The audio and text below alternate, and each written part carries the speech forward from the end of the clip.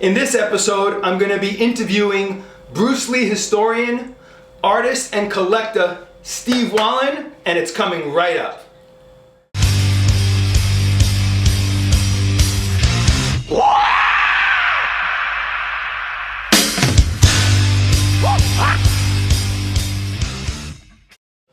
What's up, guys? Charles Damiano here from the Bruce Lee Collection.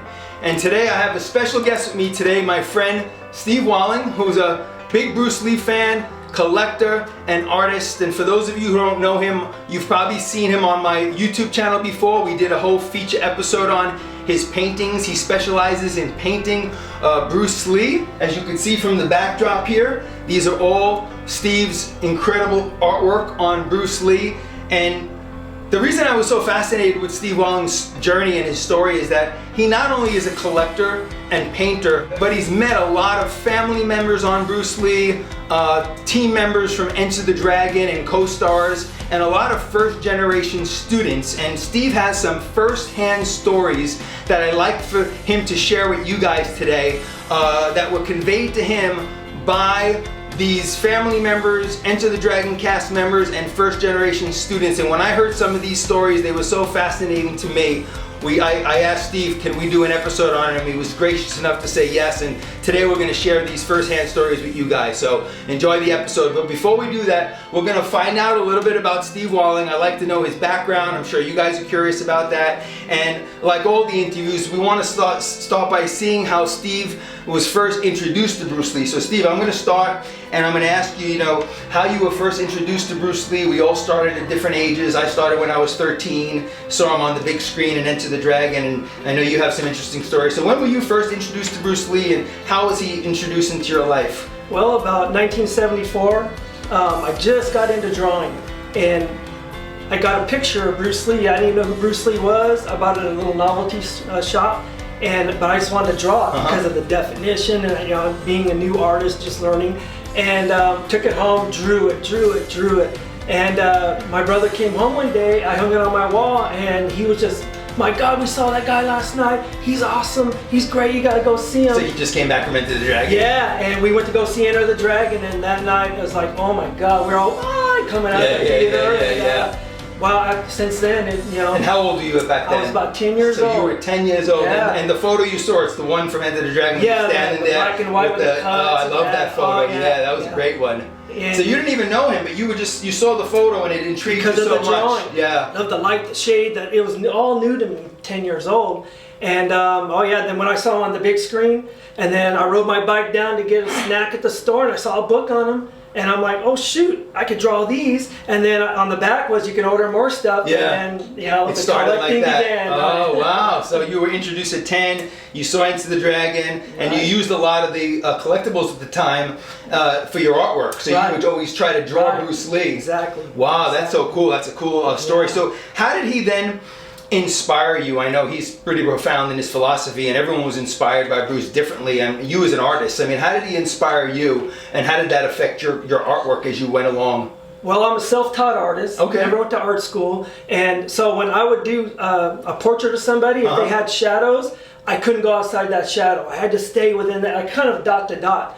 And then I started incorporating Bruce Lee's philosophy, like the truth is outside all the fixed patterns and stuff, and I thought, you know what? Why am I limiting myself to just staying inside this line? So I said, okay, every color I need on there, I'm going to put on the palette. Right. And then boom, went to another level because, I was able to blend instead of just staying strictly into that. So he influenced me a lot. Wow. Yeah, and I noticed that in the painting you pointed out, the Ali painting that you painted years back. Right. And I even asked you, how come? Look at how the shades were, and you said that's before you got into Bruce's philosophy, and then you started, working outside of the fixed patterns. As a martial artist, he was always evolving. Yeah. He never, Bruce Lee from the 60s wasn't the one from the 70s. Right. So I was the same way with my art. I couldn't just stay the same. And I remember having a guy tell me, you're going to get better. I thought, no, I can't. This is it. I can't get any better than this. And then when I started thinking of that philosophy, I go, oh, wow, he was right. It took me to another level. Wow. Yeah. And I'm still, gosh, I learn every day. That's why I love to paint. Yeah. Always learning something new. So what were some of the first collectibles? I know you started doing that for your painting. What were some of the first collectibles that you picked up as a kid? I started collecting the luxury magazines in the 70s. the flip books. Okay. We didn't have a VCR. That was my Bruce Lee movies. Yeah, I didn't have a projector or anything, so the flip books. You got the Hong Kong flip books yeah. like we all had. Yeah, I did a few episodes on those. Those are cool. Oh, the keychains. Yeah, oh my God, shoot, there was so much at that time. It was all new. Yeah. And then I think, well, in the 80s, it just kind of like... Yeah, slow down. Yeah, it really did slow down. And then in the 90s, it seemed to kind of come to life again. Auction. After the Heather Holmberg auction, and then Shannon Lee and Linda Lee started doing the Bruce Lee and Brandon Lee memorial banquets in the mid-90s and late 90s. And then this whole emergence started to come in, this interest in Bruce again. They started really perpetuating Bruce's name and his image. And then John Little came out with all those great books in the 90s, and it started getting seemed like everything started happening. Yeah, you're right. Warrior's Journey came out, and oh my God. I remember seeing Game of Death in '78, and you just saw the 3 fight scenes in it. Then you saw Warrior's Journey, there was dialogue. It was like, oh my God, where was this footage? Right. And there was more. Yeah. There's the 2 guys he's fighting with, yeah.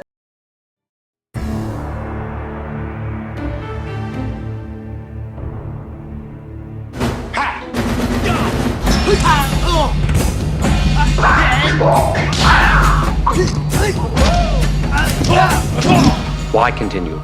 Just let me pass. You have forgotten that I too am not afraid of death.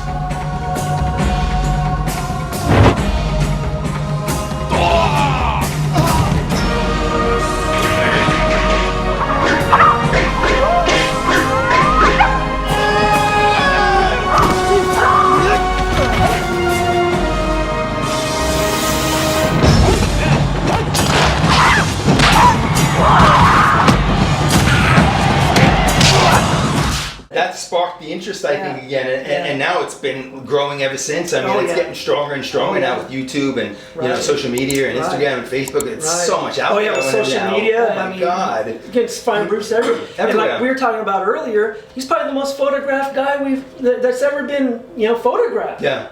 You see, you're 45 years, maybe around the same of collecting, and we still see new stuff. Yeah. It's amazing. It's amazing. Yeah, the most photographed person I've ever seen in my life. Right. So from there, you then, what was really fascinating to me is when you started sharing these firsthand stories, which I think the fans and collectors are really going to love. And Steve has a whole notebook because he met so many cast members from Enter the Dragon and first generation students and Lee family members like Robert Lee and Phoebe Lee, Linda Lee, Shannon Lee, that we have a notebook because we want to make sure we get in some of the best stories. So why don't we start with Ahna Capri and your meetings with her. Where they meet the beautiful and treacherous Tanya. Where they meet the beautiful and treacherous Tanya. Because I remember when I got my first painting from you, the 25th anniversary of Enter the Dragon, it had Ahna Capri's signature on it and Robert Lee's signature. She was the first one. And was she the first one to sign that painting? Yeah, she's the first one I met. Wow, associated with Bruce Lee. Oh, that's amazing. So why don't you tell us, what you remember about Ahna and some of the stories she shared with you that you told me about her meeting Bruce on the set of Enter the Dragon. I think the fans would love to hear some of that. Such a gracious lady, you know. I mean, so kind and stuff. I was lucky to know her. But she signed the painting. It was funny. I met her at a convention, and I never thought about having people sign, paintings and stuff. And then I thought, hey, shoot, instead of signing a photo, sign the painting. Well, when I got to know her, she did another event, and I didn't take a picture of her signing that painting the first time. So I said, can you do me a favor? Can you act like you're signing it again? And that's what she did it, and I think you've And that was the photo you sent me, right? That's the photo I sent you, so you got her to sign it afterwards. Right. She wasn't signing it right there. Yeah, I have that photo. I want to take a picture of everybody signing it. Yeah, that's cool. That's cool. Yeah. So she was the first. Yeah, wow, that's nice. And then what were some of the stories she shared with you? That one you told me about her on the set of Enter the Dragon when she brought her camera with her. Yeah, she brought her. Everybody knows about the home movies, the home footage. Yeah. And I asked her, how it was using that and stuff. And she said that the thing that she remembers the most was she was filming everybody, John Saxon, everybody. And she said one day Bruce came up to her and said, hey, I noticed you're filming everybody. Yeah? And she goes, well, how about me? She goes, I'm the star of the movie. Why aren't you filming me? She goes, well, you look real busy. You're really busy, and I don't want to bother you. No bother at all. She goes, okay. She goes, hey Jim Kelly, can you come spar with Bruce? I want to film you. And he goes, hell no. Is that what he said? He knew how good Bruce was. But Bob Wall said, I'll do it. So you see that footage of when Bruce is practicing with Bob Wall. That was so Bob said, I'll do it. Yeah. And that's from the behind the scenes footage when you see Bob Wall and Bruce kicking Bob Wall. Right. That's what she was filming. Right. But at first she asked Jim Kelly to do it. Right. And he said, hell no. You know, Bruce is in the brown suit and he's throwing those lightning quick side kicks and Bob Wall can't backpedal fast enough. And then, you know, she shot from behind, you know, in the movie when Bruce kicks Bob Wall in slow motion. Yeah. And I remember when I first saw the film, I thought, God, it looks like he really kicked him. How did he fake that? He didn't, because she filmed it in real regular speed behind him. And oh my God, man, when you see it in regular speed from behind him, it looked like Bob Wall got hit by a car. Yeah, well, what I read and what I heard is that the reason he liked Bob in so many of his movies is that Bob wasn't afraid to take the hit. Right. And he said, look, if you want to make it look more realistic, you know, I don't mind you kicking me, just don't kick me full speed, but you can really give me a good shot, right? And so it looked more realistic. Right. The fights, and Bob used to take a lot of those blows. Oh yeah. And we'll be talking more about him a little later. Yeah. But Ahna, then there's another photo where she's sitting in a chair, I think drinking something with like kind of a fur coat. And she's like looking back, and Bruce is taking on that extra, you know, the famous challenge. And so I asked her, I said, hey Ahna, I go, what happened with that challenge? You were there. She goes, it's funny. She goes, I really didn't know Bruce, but I knew that he would have no problem with this guy. He goes, he was so fast. I've never seen anybody so fast. Now, did she say she caught some of that on footage, or was somebody? No, because she was just sitting, you know, in between takes. Got you, but she saw someone just took a, you know how all those photos of Bruce fighting that extra? Well, she just happened to be in one of the photos. There's like a piece of her in the photo. And she's like drinking something with a fur coat on. And but she witnessed that but she said it was happening right behind her. And she said it was over in a flash. She said he was so fast. She goes, I had no worries that, you know, that this guy would do anything to Bruce. Wow, so that's fast. a fascinating story, man, because I know everyone's you know, feeling that there may be footage out there of the actual fight scene, the Henry Wong. That somebody has. But I mean, hearing it from Ahna, it seems like maybe it was just photos being taken at the time, because you do see some photos, but you're not sure if that was the extra that was in the photos. But it seemed he was always being filmed and stuff, so I bet you somewhere there's something out there, right? I would think. Well, we like to think so, because it gives us all hope. I know. Right? We want to see collecting. Yeah, we want to see every little footage we can of Bruce, which is kind of cool. Wow, those are two great stories. Those stand out, but she was a great lady. Yeah, was it nice meeting her first? Very gracious. Just tragic what happened. Yeah. She got hit by a drunk driver. Oh God.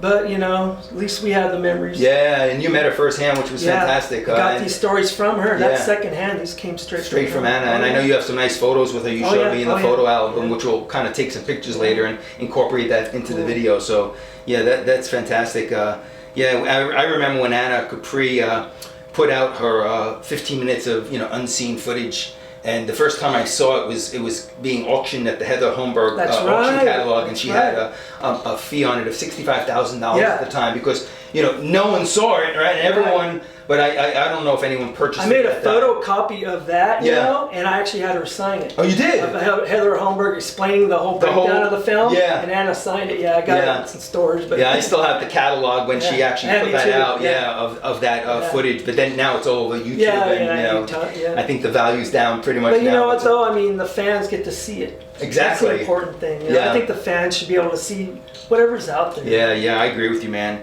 So thank you for sharing that story. So let's move over to Robert Lee, because I know you sent me some great photos of you and Robert Lee, and you seem like you really got close to Robert and got to know him. So how did you first meet Robert, and how did that come about? And then what are some of the stories that, you know, Robert shared with you on Bruce, and some of these first-hand stories? Stay tuned for part 2, where Steve Wallen will be sharing some first-hand Bruce Lee stories from Robert Lee. Enjoy the Ahna Capri Tribute Special.